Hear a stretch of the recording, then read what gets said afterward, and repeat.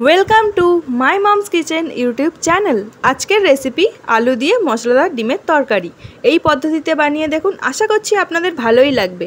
তো চলো ভিডিওটা স্টার্ট করা যাক।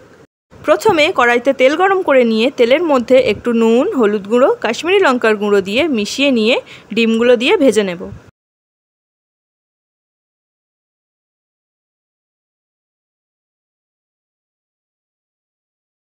ওই একই তেলে আলুগুলো দিয়ে নুন দিয়ে ভেজে তুলে নেব।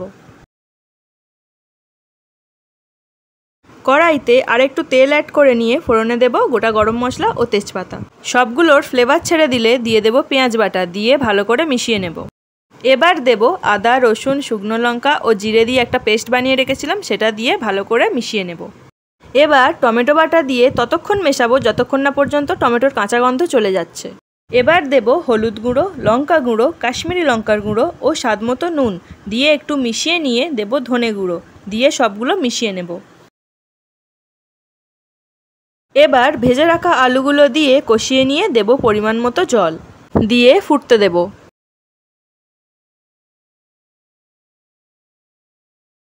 তরকারি ফুটতে শুরু করলে দিয়ে দেব ভেজে রাখা ডিমগুলোকে, দিয়ে 7-8 মিনিট ফুটিয়ে নেব। এবার গরম মশলা দিয়ে মিশিয়ে নামিয়ে নিলেই রেডি আমাদের আজকের রেসিপি আলু দিয়ে মশলাদার ডিমের তরকারি। রেসিপিটা আপনাদের ভালো লেগে থাকলে অবশ্যই একটা লাইক, কমেন্ট অ্যান্ড সাবস্ক্রাইব করে দেবেন।